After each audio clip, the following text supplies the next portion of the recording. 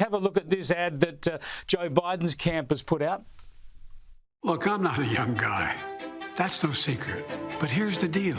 I understand how to get things done for the American people. I believe the job of the president is to fight for you, the American people, and that's what I'm doing. I'm Joe Biden, and I approve this message. Can we do one more take? Look, I'm very young, energetic, and handsome. What the hell am I doing this for? Yeah, a bit of self-deprecation from Joe Biden there, but it's the key point is he's defending his own sort of capability, his age and his capability. Yes. Yeah, certainly it's a very noticeable shift from the past couple of years where the White House was always saying, no, he's very, very sharp, he's fluent, he's on the ball. And so now obviously they're saying, well, actually, look, he is a bit old and, he does fumble. So I think that's a very marked change of political strategy. But look, I don't think it's an effective ad. I think the jokes are really lame. They're not funny. I mean, it's, it's not meant to be a joke. This is the presidency of the United States. The country's facing serious problems and he's making these lame jokes. And these ads cost, I think, $30 million. So, I mean, it makes you wonder. Yeah, strategically, I think it's bizarre because they're focusing on his greatest weakness. They would argue they're trying to turn that around, but it's his greatest weakness. So have a look at the Trump campaign. They hit back straight away with their own ad. Look, I'm not a young guy. That's no secret.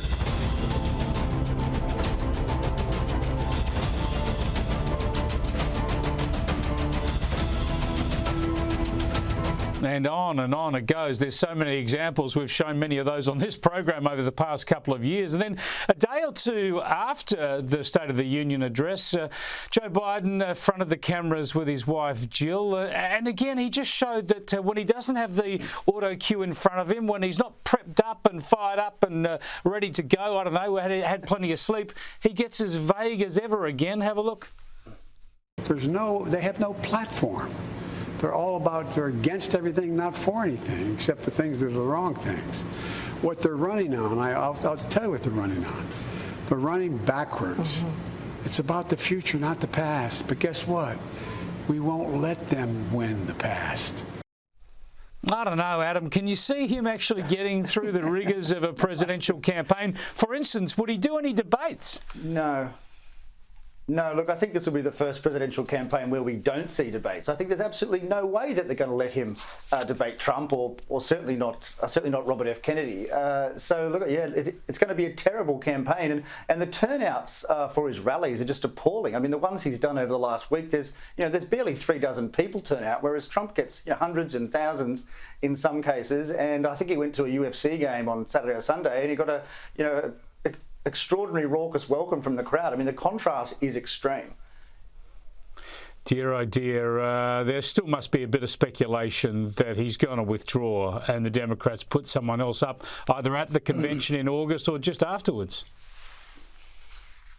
Well, I did see that Michelle Obama last week put that statement out saying that she's definitely not going to run. Now, of course, that doesn't necessarily mean anything. People can change their mind, but I thought that was interesting. And again, not to harp on the betting markets, but her prospects of becoming president dropped off a lot after she released that statement. So some people believe it, clearly. But look, I mean, I'm with you. I still think there's going to be a black swan, white swan, whatever it's called. Something's going to happen.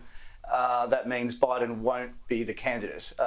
We've still got 9 months to go or whatever, so there's plenty that can happen. I mean, he himself may change his mind, which of course is a necessary condition for there to be any change.